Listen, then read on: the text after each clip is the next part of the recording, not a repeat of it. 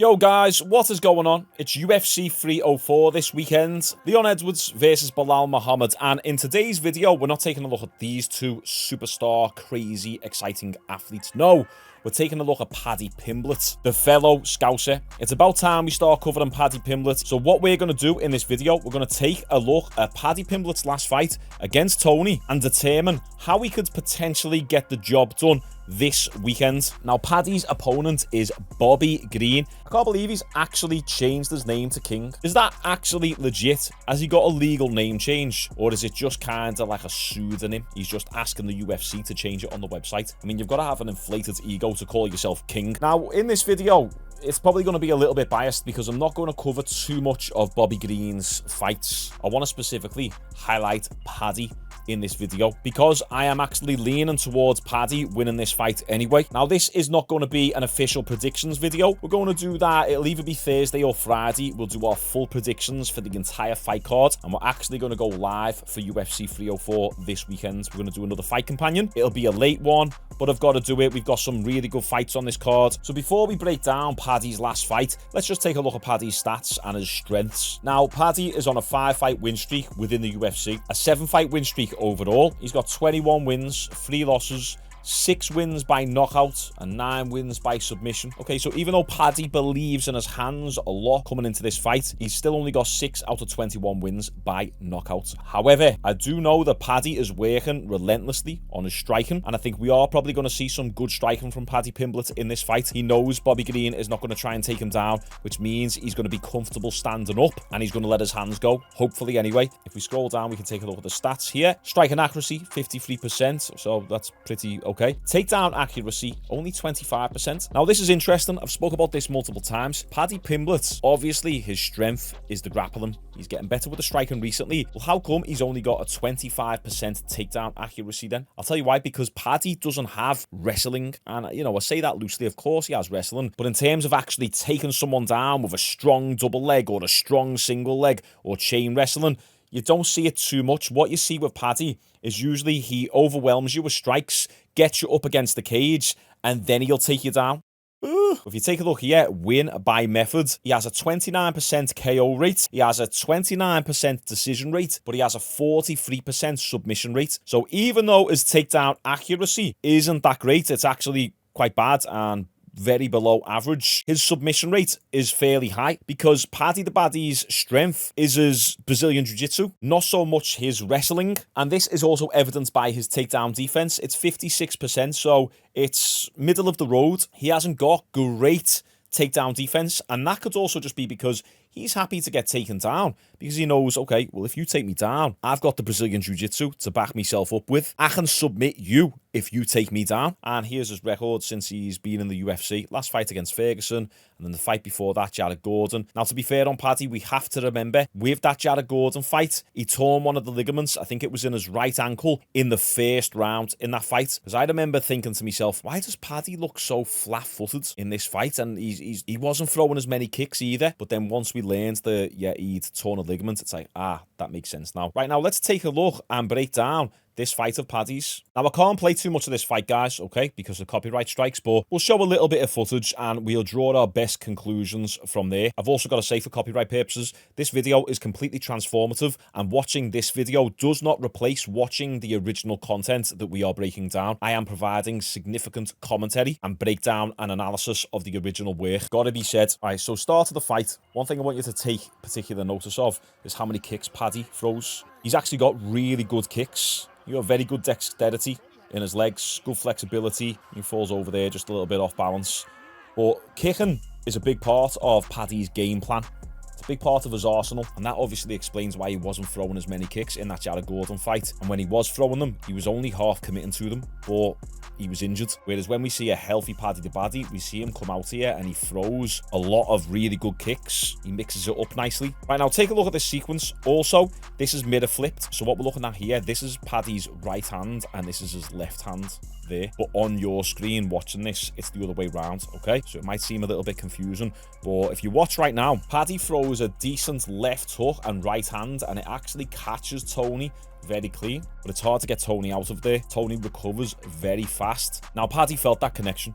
He knew that he'd somewhat rocked Tony, if you like. So he goes in again, but look, Paddy's hands are down. Look where Paddy's right hand is. It's right down by his waist, and he just gets a little bit defensively irresponsible. And Tony's able to capitalize with a nice left hand of his own, and it stops Paddy dead in his tracks. And if you take a look at Tony, he leans back after he throws that jab and just about evades that right hand of Paddy the Pimblett. Now, straight after this, pay attention to this sequence that Paddy does. He goes straight back to his kicks and then mixes some punches in there, and that's when you notice Paddy has the most success.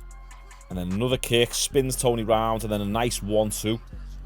And then goes for another 1-2, then another kick, then another 1-2. Jumping knee, right hand, bit of a blitz. So good combination by Paddy. I'm trying not to show too much. So you can see there, Paddy is mixing it up very, very nicely. And the reason why I want to put emphasis on that is because it's going to tell us a lot when considering what the outcome of this Bobby Green fight is going to be. And one thing that Paddy does have to be careful with, and this is what Bobby Green will definitely be aware of after watching the tape. Bobby Green knows that Paddy's going to come in with a very kicking heavy game plan. And I think what Bobby Green is going to do is he's going to wait for Paddy to kick, and he's going to try and emulate this sequence right here now that we see between Tony and Paddy. I think Bobby Green is going to put this into his game plan. Watch as Paddy kicks now. So Paddy throws the kick, but Tony does a good job of timing the kick of Paddy and catches Paddy just on the temple right there and kind of throws Paddy off balance slightly. Bobby Green is a wild individual, and if Paddy's not careful when he's throwing those kicks, I think Bobby Green is going to be able to time him with the punches, and Bobby Green's got great punches as well. Now, this right here is where Bobby Green has got to be careful, because Paddy does such a good job using his kicks to almost hide his punches. You get that focused on the kicks that then when Paddy hits you with a blitz, like he's about to do here with Tony, you're not expecting it. Take a look at this sequence right now. Oh, my days.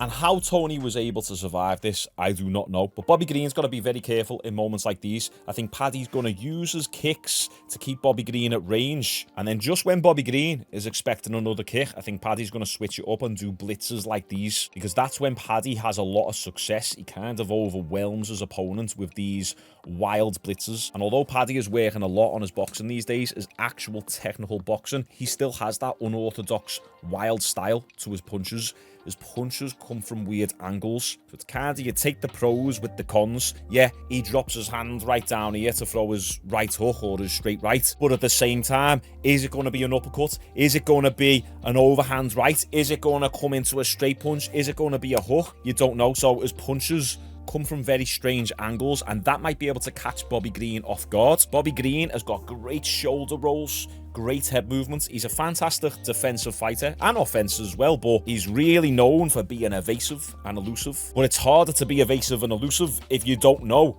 what that punch is going to be. If you're thinking it's going to be a right hook and you do this, but then it turns into an overhand, it can still catch you. And then pretty much for the rest of the fight, Paddy just dominated in the grappling exchanges, so we don't really need to go through that. So here's my best guess about how Paddy Pimblett can win this fight. I think if he's going to knock Bobby Green out, because he's said on the record in multiple interviews he wants to KO Bobby Green. Bobby Green is expecting Paddy to come out there and shoot on him and try and take him down, because that's kind of the formula to beat Bobby Green. But Paddy's stated that, no, I'm going to come out there and I'm going to stand and bang with you. Paddy's been locked away for the last 6 months, just grinding, getting better. He hasn't got super fat either. He put a bit of beef on, but he didn't get super fat like he usually does, which I think means that he's been focused. He's been in the gym. He's been working on his skill set. So I think we're going to see good boxing from Paddy. I think we're going to see more of those kicks. And I think Paddy is going to set up his punches with his kicks. And then just like the Tony Ferguson fight, he's going to catch Bobby Green with one of those blitzes, maybe clip Bobby, because Bobby's been a bit chinny in his last couple fights. Remember, he got knocked out by Jalen Turner, and it was one of the worst stoppages that we've ever seen. Took like 10 unanswered punches to the head, some of which were on the back of the head.